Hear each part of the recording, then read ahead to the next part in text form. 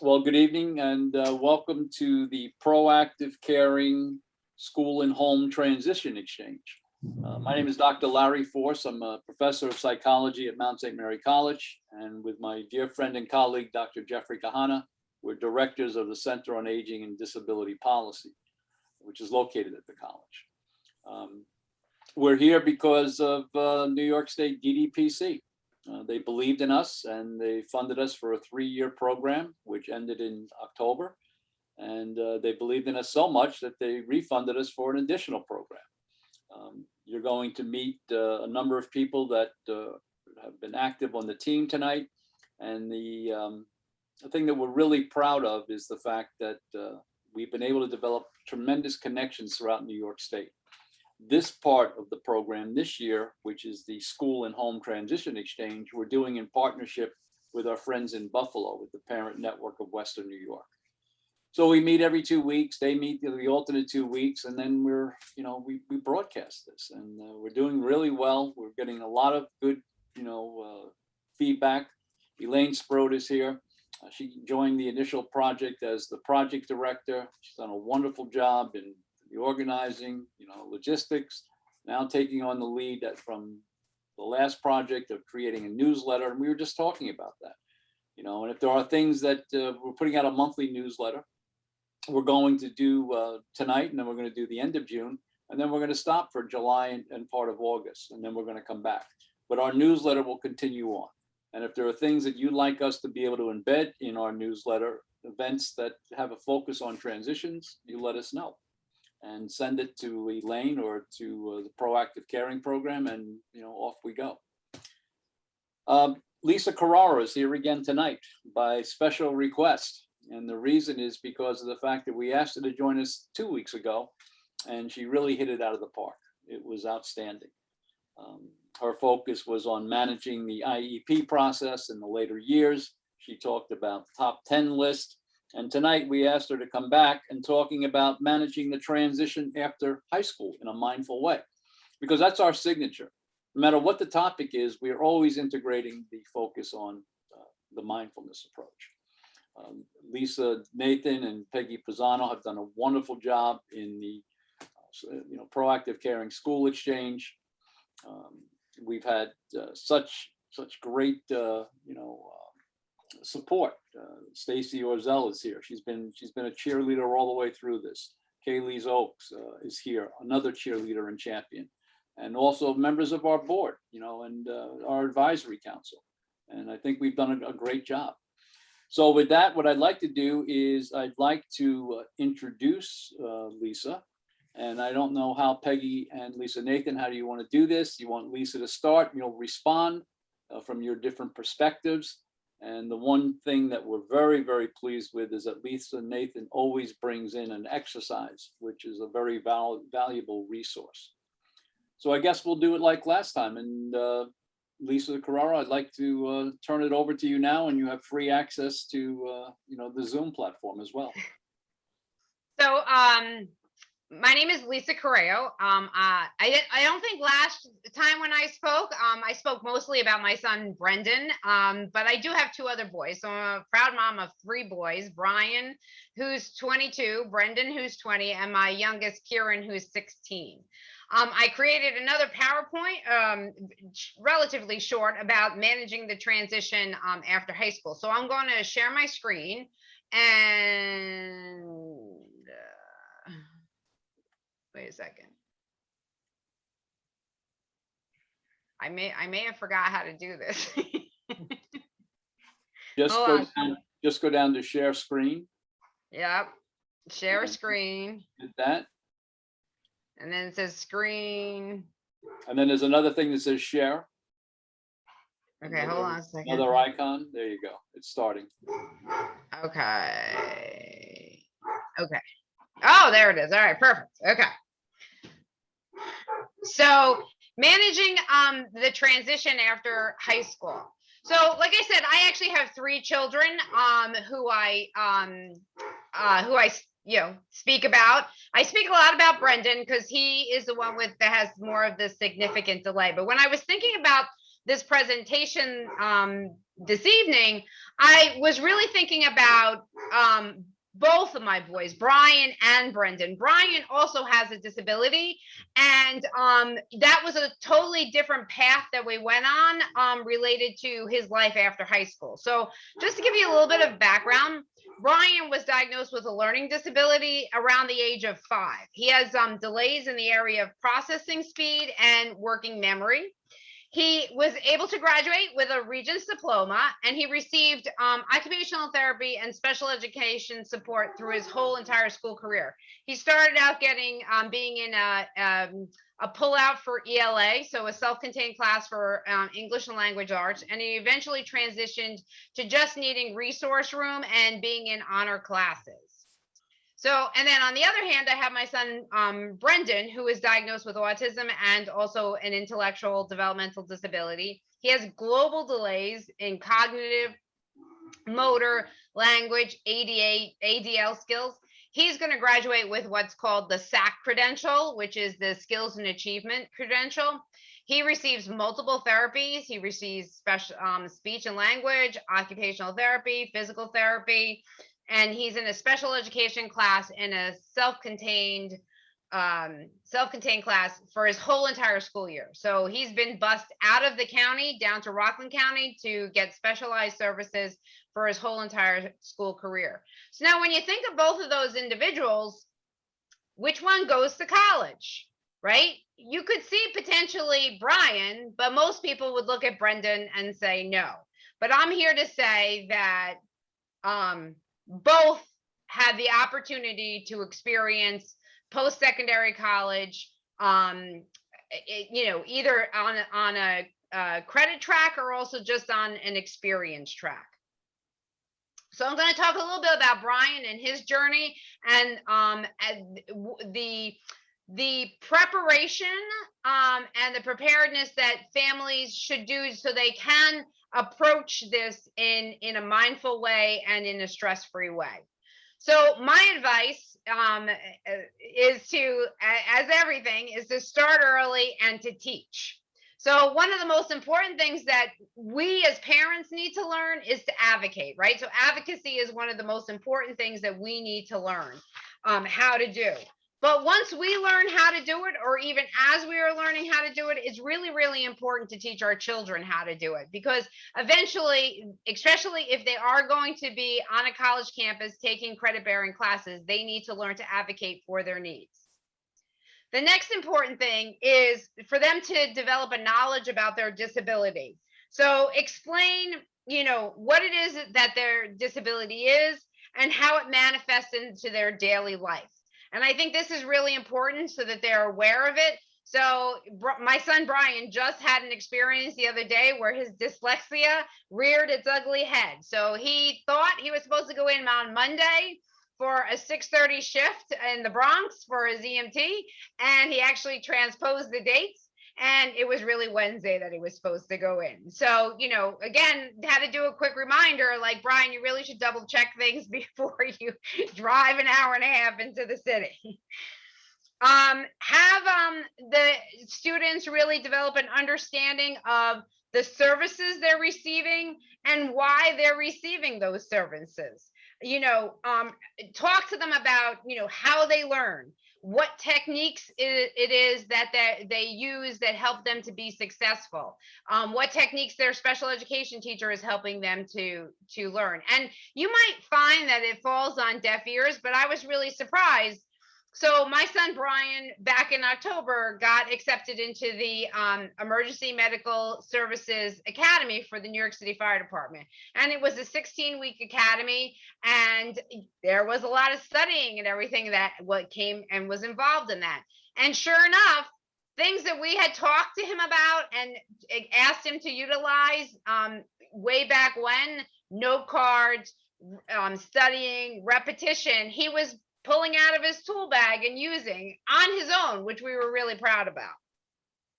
One of the things I did with Brian when he was very young, I started very young, was prior to his IEP meetings, having a pre-meeting with him. So I really suggest having some type of pre-meeting with your child.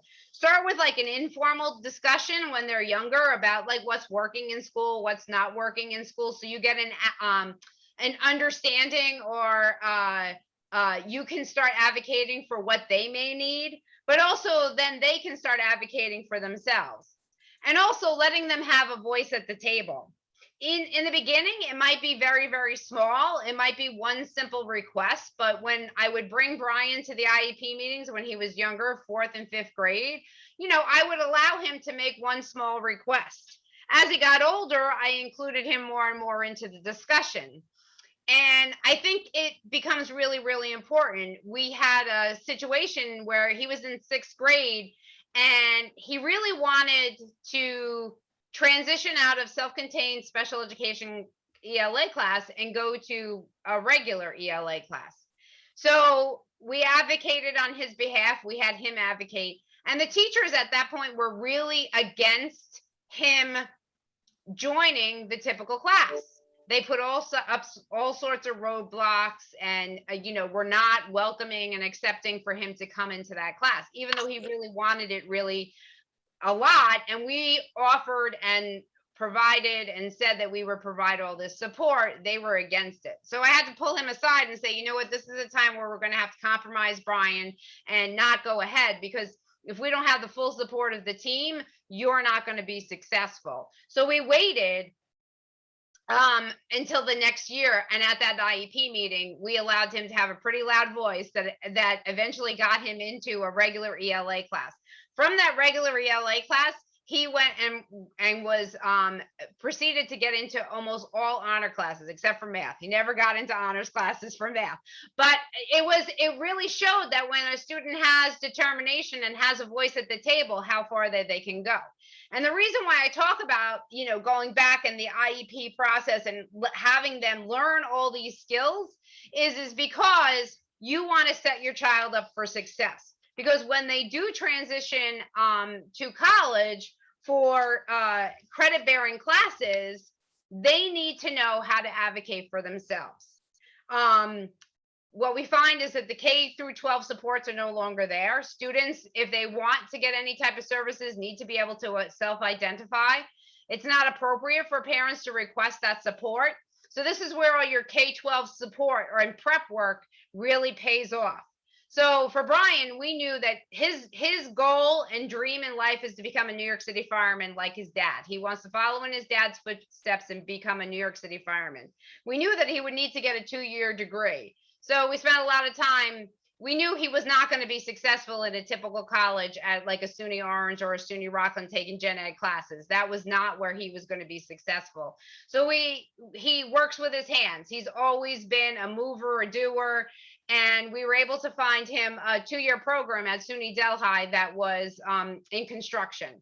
So he earned a 2-year associate's degree in construction and has been very, very successful in that field. And I think what came out of that was when your child is motivated to succeed and has been taught all of these advocacy skills, he was able to go there and operate independently.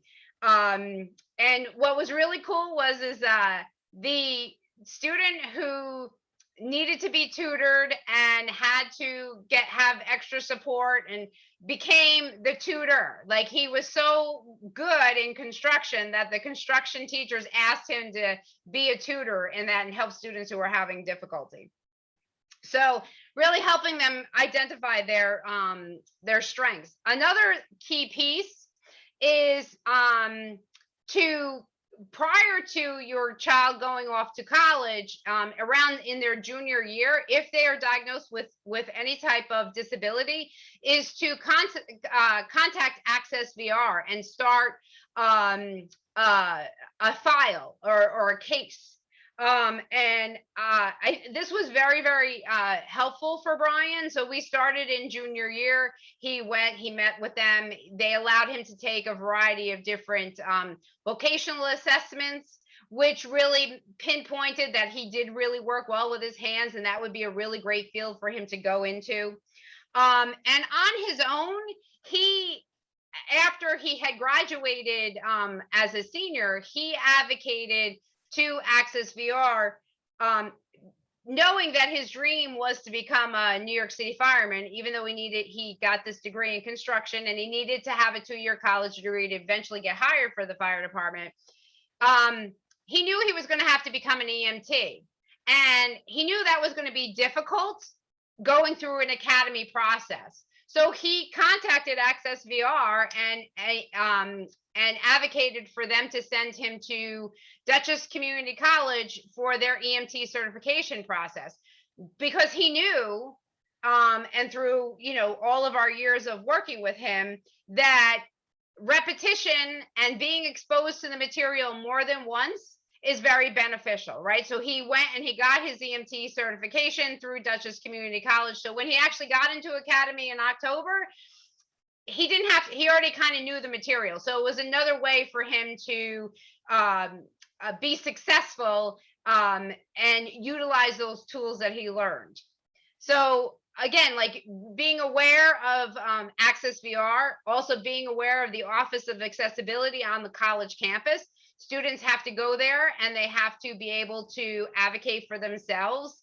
And it really is helpful for them to know, what their disability is, how their disability affects them, so they can advocate for the services that they need and or any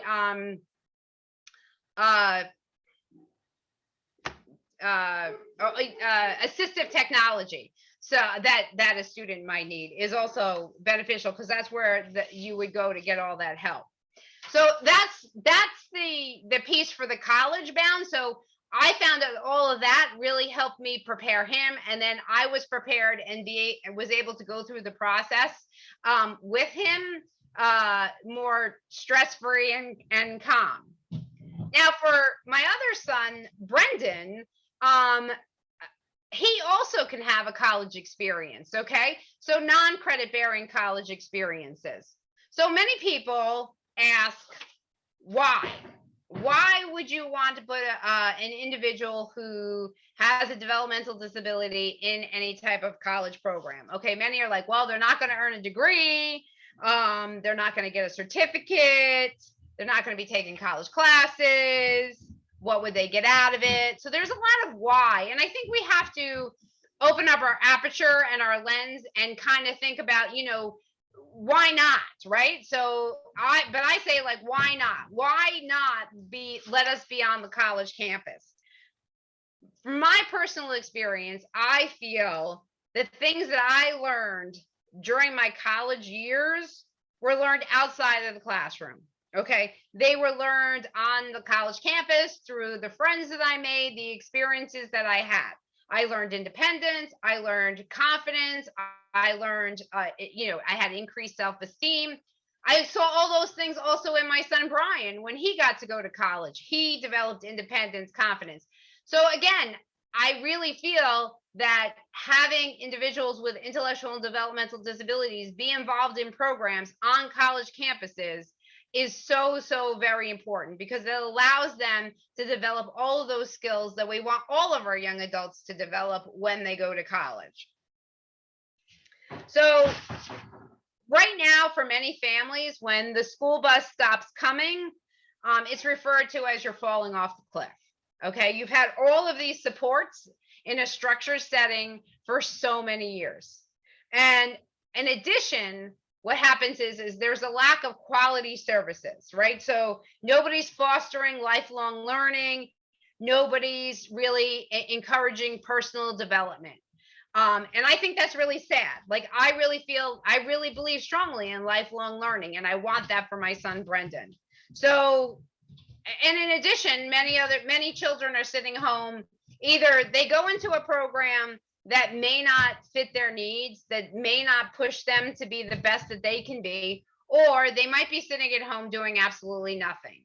Okay, I get a lot of calls from families who they're really struggling because I've got nothing. Like, my son or daughter is graduating at the end of the month and I have nothing. What am I going to do? So it is a really scary process at prospect, and there's not a lot of programs out there right now that offers us having that college experience.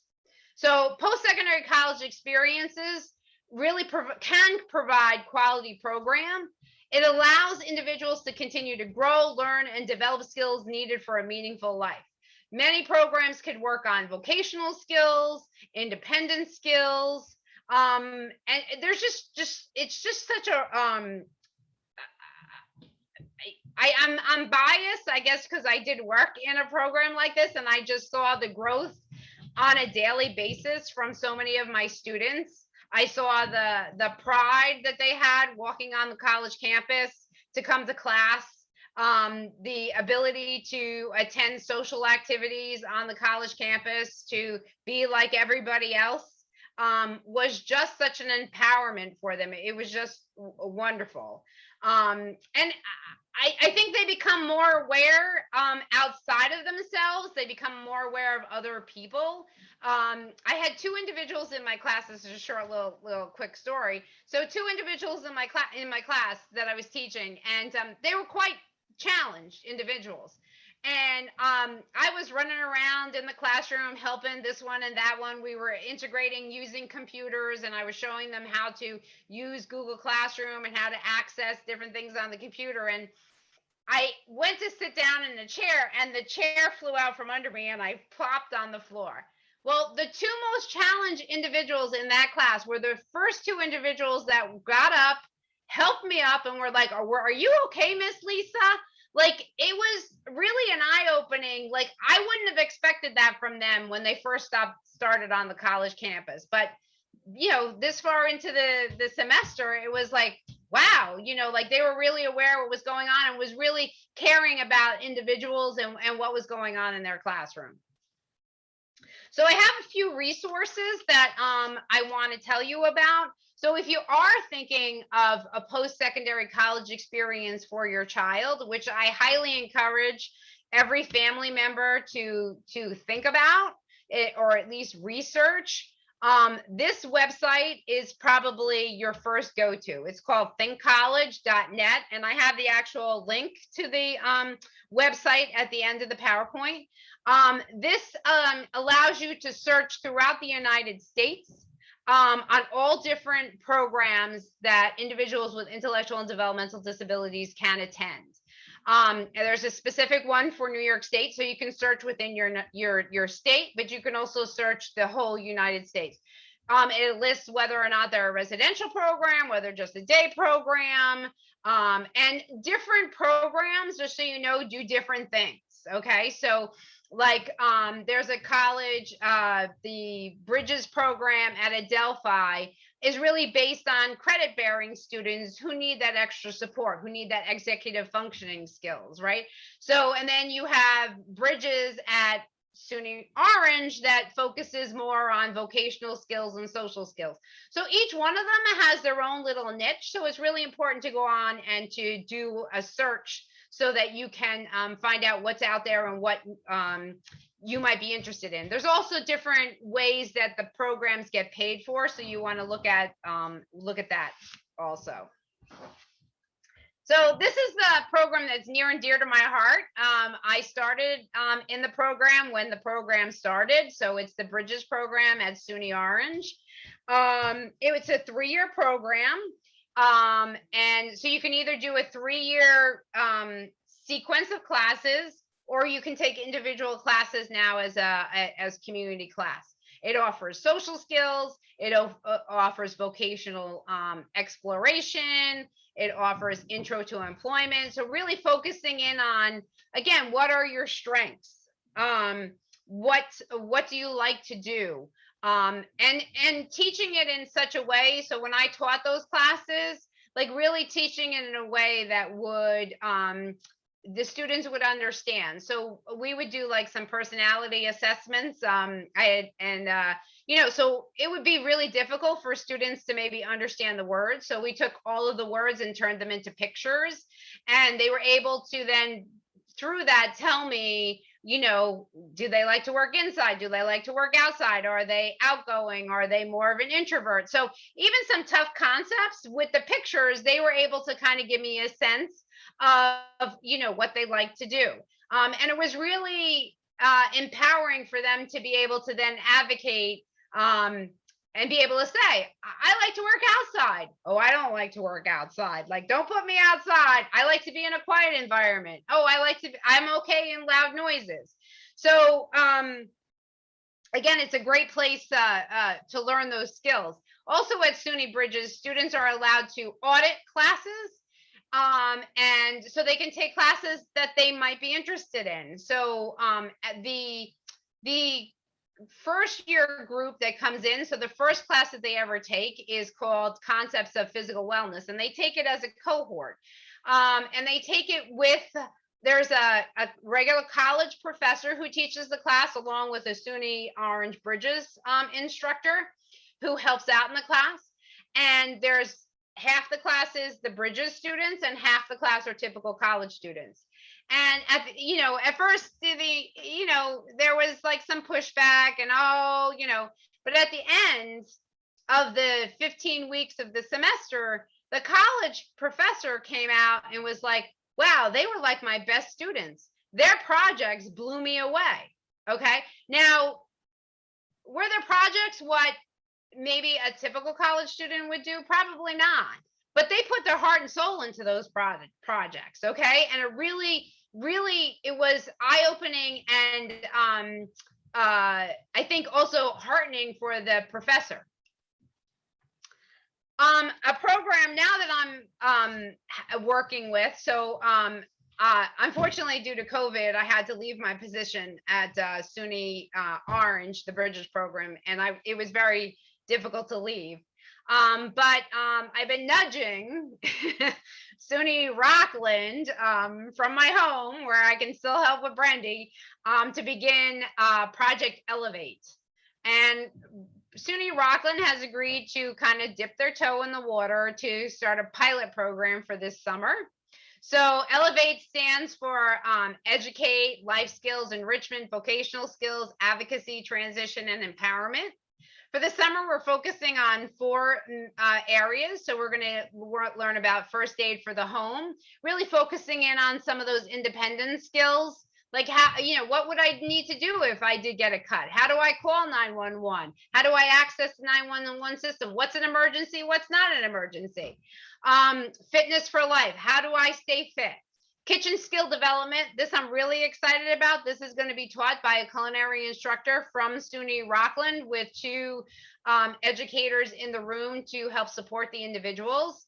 And they're going to get to cook their lunch every single day. And then have a chance to share it with their friends. So again, developing those independent skills. And then we developed a class for leisure skills called cell phone photography. So really, what do I do with my free time? Oh, I can take some pictures. What can I do with those pictures? So I'm hoping that, the college will see the benefit. I've been getting a lot of phone calls from parents saying, this is so what we need. We need more programming like this. How can this be expanded? So I think there's a real need. Parents are really thirsty for this kind of programming in this area. Another program I wanted to just mention is the College Experience, which is actually in Albany. It's held on the campus of the College of St. Rose.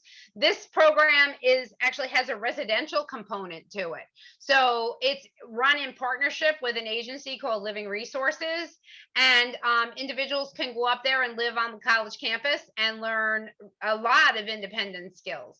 So some individuals from our area kind of use SUNY Orange Bridges program or another program like that as kind of like a stepping stone to start getting some of those independent skills, and then as they get more and more independent, then potentially could attend this college experience program. So and there's a wealth of other programs that are out there that again, that it's too comprehensive for me to go into. I just wanted to share a couple of resources with you, and then we can open it up to questions. So Currao is a student support service that's federally funded, and I believe it's on most of the SUNY campuses.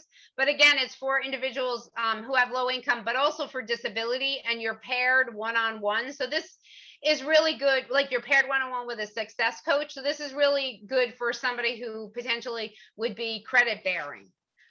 So I wanted to let you know about that resource. There's a resource coming up. This is coming up. Oh, I don't have the date.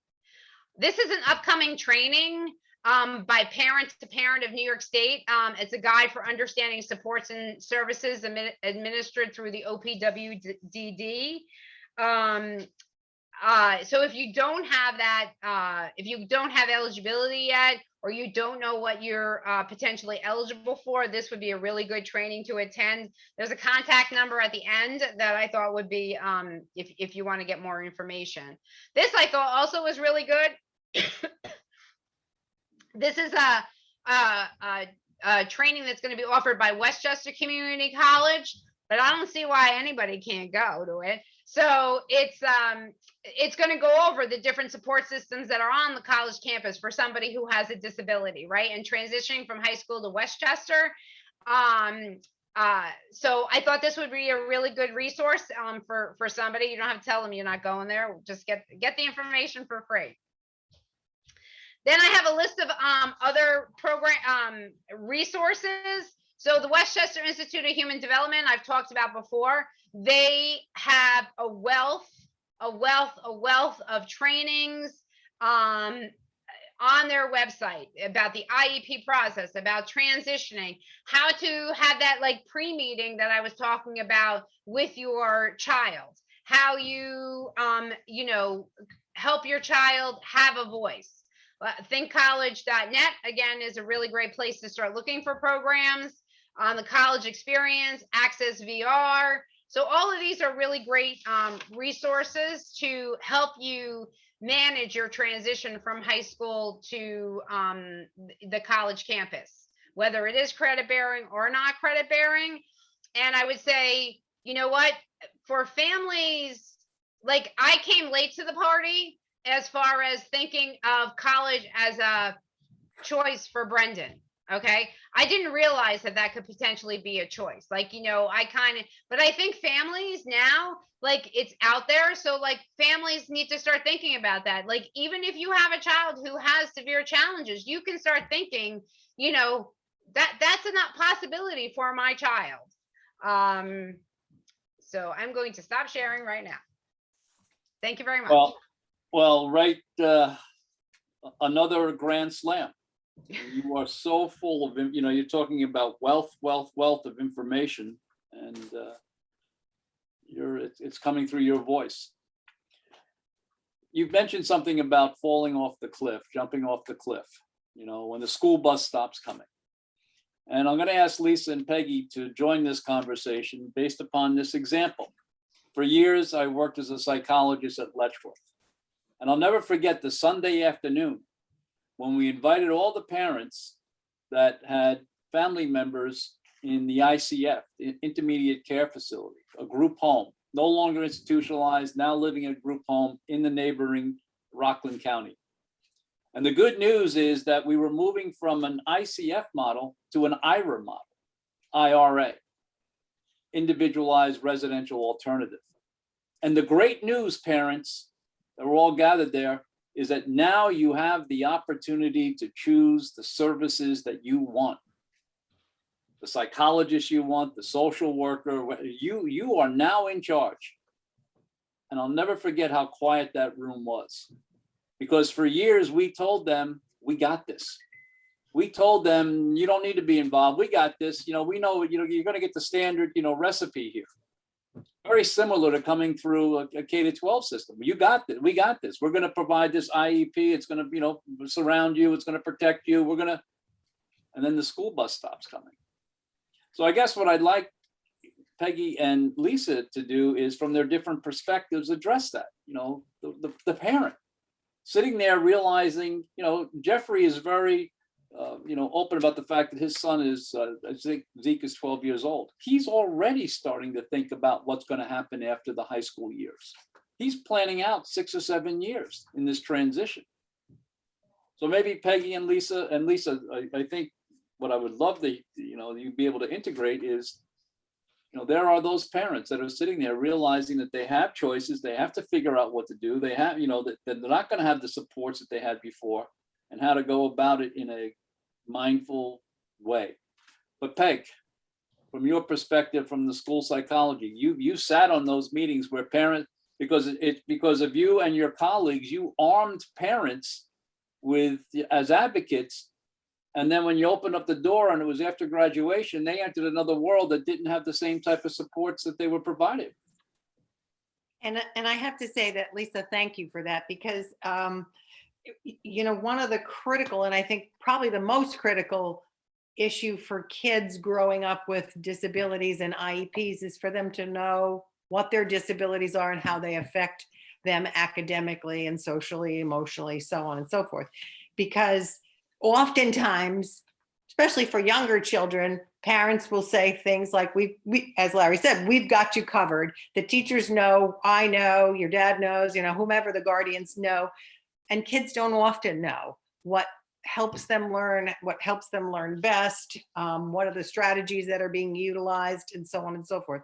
So working with your child to have them understand that is critical, especially for the transitional years, because when you leave 12th grade, whenever that is, at 21 or 12th grade, the school bus does stop and you're going off to another place, and you need to know, what do I need in that place to make me successful, whether it's college or a vocational program or the college non-credit bearing college program. A child needs to know, what do I have to say about me to advocate to get my needs met, because that IEP ends, and those same strategies and accommodations perhaps that you got K through 12 may end as well. They don't do things like scribes in the college experience. They don't do one-on-one aids, perhaps, if that's what you had in high school or in the K through 12 experience. So you kind of need to know, do I need certain things, and what are those things that I need? And so, teaching your child about their disability, certainly, and teaching your child how to advocate for themselves are probably two of the most important things. One of the other things that often parents need to know is that they need, the college or wherever you're going needs to have information about the child's disability. So whether that's an evaluation or an interview with the child, they just need to know what kind of services they had, what kind of needs they have, and what in the college world is that going to mean. You said Rockland Community College does this, but Dutchess Community College has a symposium, which they did, and I actually listened to through Zoom, but every year the local high schools in Dutchess County bring children to Dutchess Community College, and they have a panel of participants, often they're students, some of them are administrators or of programs in various colleges. The Culinary comes, Dutchess comes, sometimes Marist, and they speak about, that transition from what it feels like to be in high school and what it feels like to be at that next stage. And one of the things that often, kind of gets overlooked is that students want to, kind of do it on their own when they get to college. They want to try it, their own way. And sometimes that sets them back because they don't use what's available to them. So the people at the college symposiums that I've gone to always advocate that students identify themselves as having a disability, talk about what their strengths, weaknesses, and needs might be. And then if you don't need to use them, you don't need to use them, but at least they're there and you don't have to start after the first exam or the first semester or the first something when things, excuse me, perhaps are not going so well. So, but I think that all comes when a child or, a young adult knows what they need and what their strengths and weaknesses are. So then they can advocate for themselves when they get there, whatever level of supports are possible for when they get to the next stage. So thank you, Lisa, for that information, because I think that, from the school perspective, we try to talk about those transitions, and it's difficult. It's difficult sometimes, for the parents to understand that they're not driving the boat necessarily anymore when their child leaves school age. So, I think that that's really important and critical information. Thank you.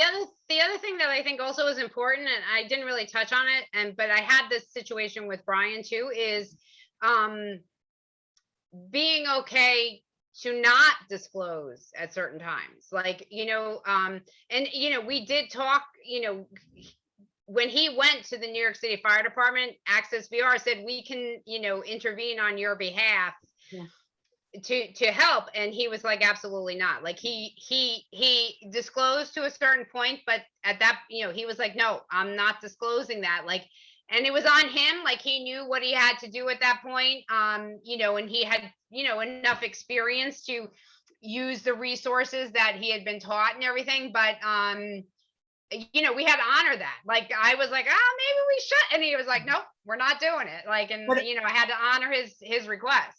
And I think what's critical about what you just said is that he knew what he needed. And so he knew how he was needing to study, what he needed to support himself. And so he was going to access those things. Right. Oftentimes kids don't know what they need because all along we haven't really fostered that knowledge. And, families haven't, schools don't always do such a great job either. And so, you have obviously done that with him. And I think all families should take a lesson from that, because that is important. Well, I think, and this is for all individuals too, and this is like more, but I think there needs to be a greater emphasis in the K through 12 system on executive functioning skills. Like they're really, we spend a lot of time teaching specific academics, when I think we really need to be teaching how do you learn? How do you, and that's, I think students would have less of an issue when they got to college if they had those executive functioning skills in place. Mm-hmm. So before we turn it over to Lisa Nathan, from the perspective of the parent, lived experience, and meditator, Stacy, you had a question. Hey, I just would like to. Oh, go ahead. Yeah, agreed, right? I agree with you, Lisa. And I'm blessed to call both Lisas my friends. And so I'm really lucky as a parent. You're all on a team, an educational team, and we're on this journey together as we try to improve embracing mindfulness into our space and being able to utilize the skills that we've learned together over the past year and a half with implementation. Thumbs up to Lisa Currao, for thinking of things like, let's have a mini meeting with my son before we actually have the meeting at the table with the team, the CSE team, over the years, to be able to empower what was important. And then let's make sure we're including him at the meeting. I think it's something I think about, but I haven't done it yet. And my son enters 9th grade next year, and it's certainly something to start considering. I'm not quite sure, but it's important, right? Because you want him to have a better understanding of the why, and not just what, and also how, and those are questions with regards to Lisa's point about executive functioning skills that are deeper layer, and they're more to think about, the how and the why. The tangibles, my younger son Eric, who has high functioning autism, can answer, the what, the when, where, but the questions that are more ambiguous are more challenging. And so to be able to put more emphasis on that type of teaching, I agree with you 100%, Lisa, is really valuable. It's not just about the academics and the specials like art and music and tech and PE in the classroom setting. These other skills, being able to help the child think through problem solving more often and answer questions of why, are more life skill building and much more valuable. Dr. Force, how do you feel about that? I mean, as a college professor, Yeah, I think what what Lisa said before. I mean, the reaction to from the college professor is amazed, appreciative, realizing that so much growth has occurred within that 15-week experience that maybe he wasn't expecting.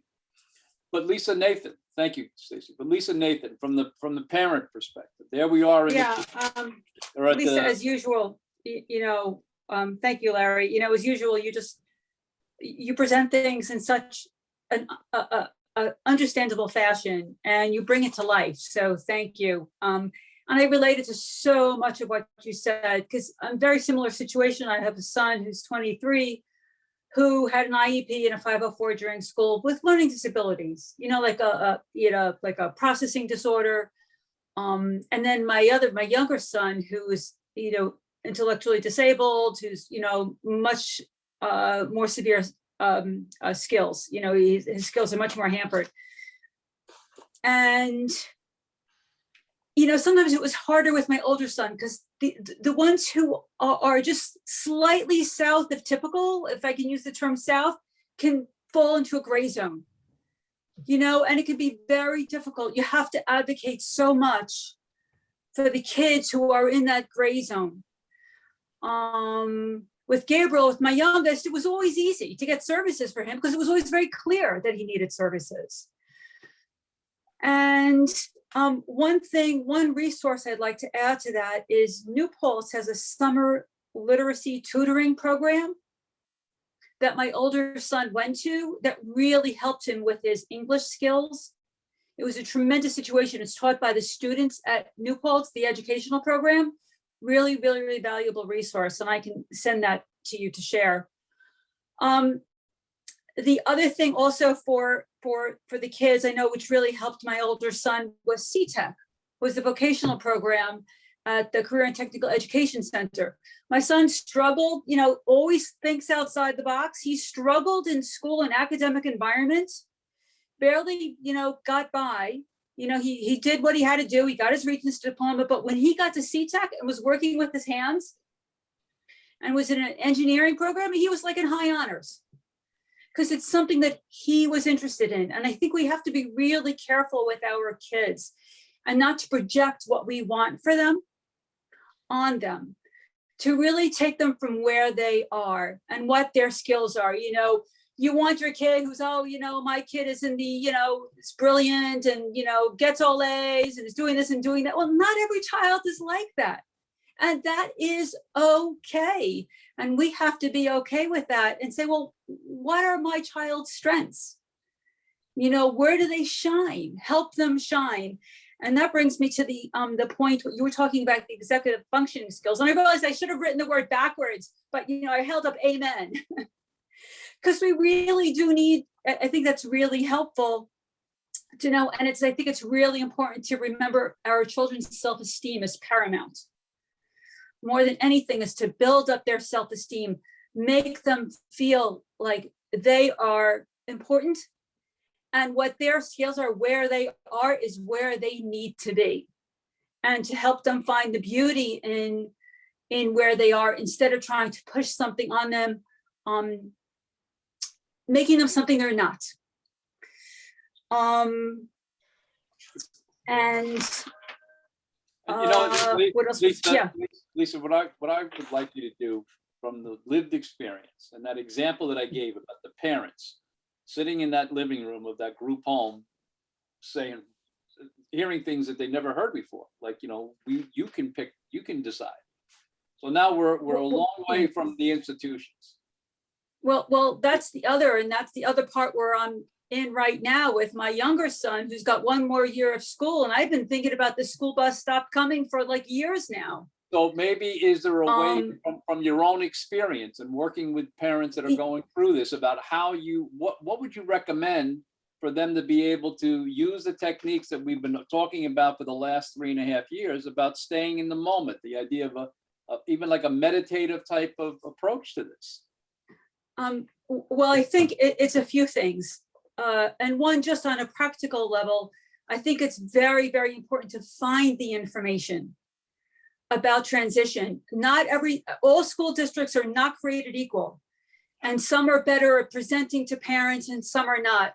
So knowing your PTO or knowing your SEPTA, your special ed parent teacher association, it's being aware enough of yourself to be able to reach out to find information. Information is key. Knowledge is key. Finding other parents is absolutely paramount to your success at transitioning your child. So you're not doing this in a rowboat by yourself and, some big pond where you think, you're all alone. So in that sense, you know, knowing you're not alone, you know, it's that ability to, you know, be in a meeting and say, I need help. You know, I need resources. I need help. What's coming next? So it's knowing yourself enough to say, you know what? I'm not sure what to do. I need help. And then, you know, finding that help. But it could be hard. I mean, you know, parents could be in a situation where there's a zillion billion things going on. They may have their own difficulties, their own challenges. It could be very, very difficult, but there's always somebody who can help, you know, and not to be afraid to look for help and know there's people out there who have walked your path. So you continually reference the fact that you can almost tell everybody what you were wearing the moment that you decided that this was pretty chaotic and you wanted to try something different, and you decided to use the meditative approach, this mindfulness-based stress reduction. And one of the things that has always come back to us from the school exchange is they love the fact that you give an exercise. Would you be able to do an exercise now? I would be delighted and very happy. My little arm cast joining me. I can't quite get that hand up here. Thanks to the big elbow cast. But yes, I would absolutely love to. So we're all going to come and we're just going to start centering ourselves. We're going to meet ourselves wherever we are at the moment. Whether we're sitting here, you know, having just had an argument somewhere, or, you know, we just rushed in from home, or we just scarfed down dinner, or we're just going to come right here where we are. And we're just going to take a moment to center ourselves. And we'll do that by coming down to our bodies. And I'm just drawing my hand down because I'm literally bringing myself down from my head, and what we have circulating up here. Taking a nice breath, a nice deep breath, and coming down to where I'm sitting and feeling my body sitting in the chair. Again, I'm going to take a breath through my nose. Inhale and exhale through my mouth like I'm blowing out a straw. I'm going to do that again. Inhale. I'm going to exhale. And as I do, I'm going to feel any tension. My face and my eyes, on my jaw, my shoulders, my legs, and I'm just going to come down. Just key in to where I am right now. And if I was tense before, just do a check-in to see if I feel a little bit more relaxed. And as I breathe, time I breathe in, and I breathe out, that's my signal for my body and my mind to just say, I'm here right now. It's all good. And I can just let go a little bit. And for this moment, just this moment, I can just relax and let go. Thank you. You know, I talked to somebody who presents himself, mental health background, life coach, and he talks about doing work with the special forces.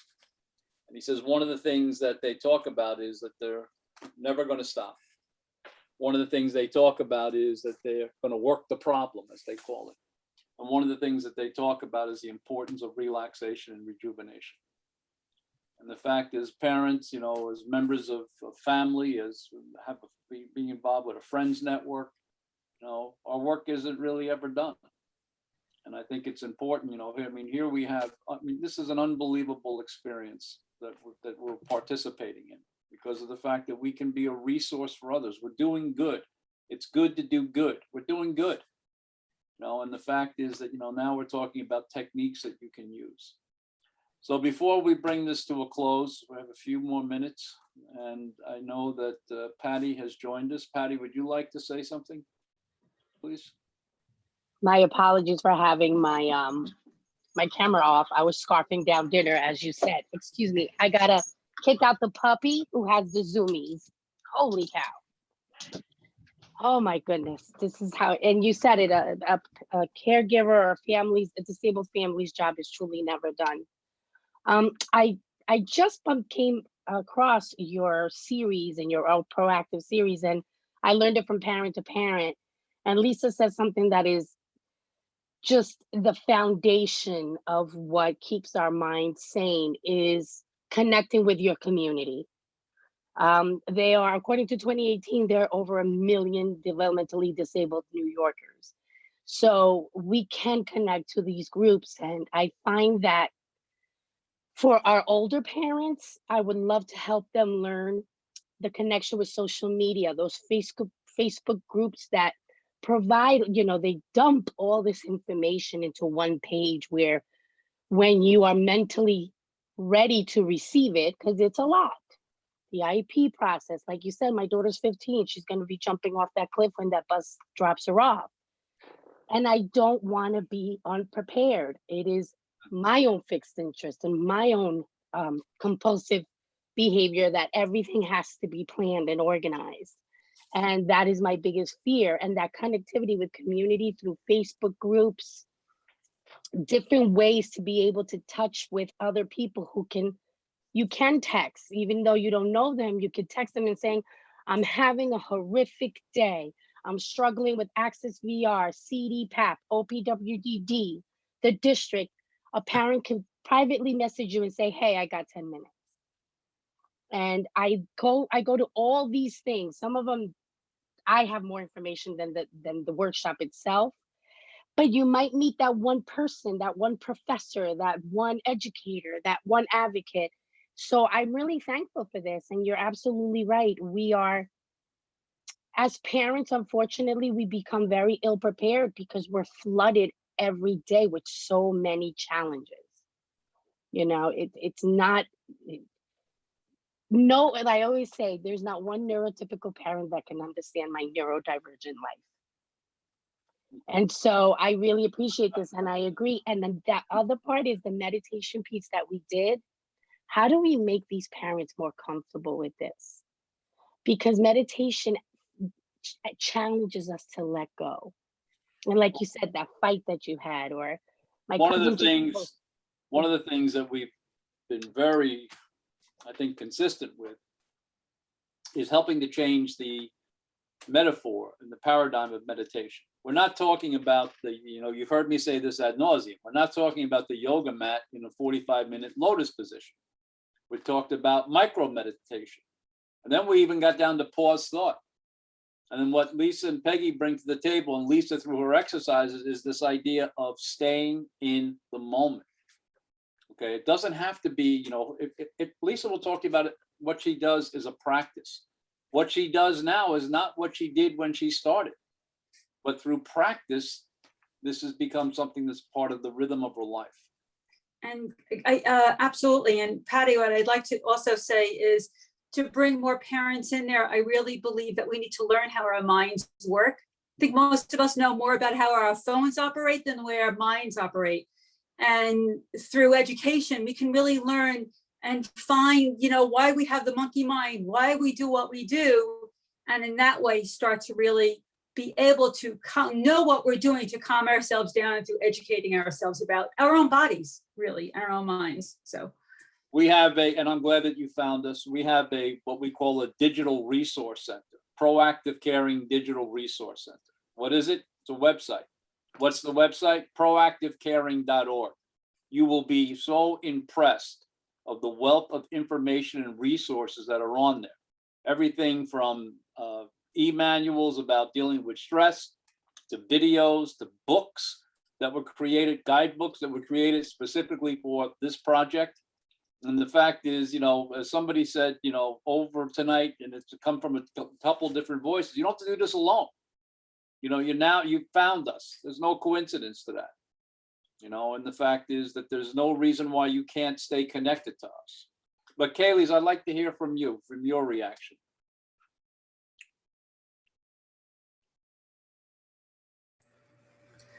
Thank you for that, Larry. As a member of the advisory board, I come to these sessions with a real thirst for learning, and I have to say that my thirst to learn has been really quenched here, because the experience, the expertise, the information, the resources are just very, very relevant and important for me to know about, and to be able to have that as a source of knowledge when I'm talking with people who have the children that we're talking about here. I was very glad to have my question answered by Lisa, and I think, well, of course, Lisa who gave us the talk. But I really, and Patty actually, about what it is, trying to imagine parents sitting down at the table with their child and thinking to themselves, okay, how do I teach my child how to self-advocate when I'm having trouble advocating for myself in my own life? So that dynamic playing out in the environment, and to hear both your personal experiences, but also to know the tremendous amount of resources that are out there that address just those two questions. So I'm happy to know that they're there, and I certainly will be going to the resource site that Larry mentioned. Thank you, Kaylee. And Patty, Elaine Sproat is on the call as well, and she's the project director. And the fact is that I know that if you can make contact with her, she will bring you in, she will flood you with material, direct you where to go. And it's so glad that you're here. Stacy, anybody else? Lisa, Peg, anybody, Elaine, any comments, summary comments? Great job, It was Lisa. awesome. Thank you. Just what a wonderful job. Thank you so much, Lisa, and everyone else.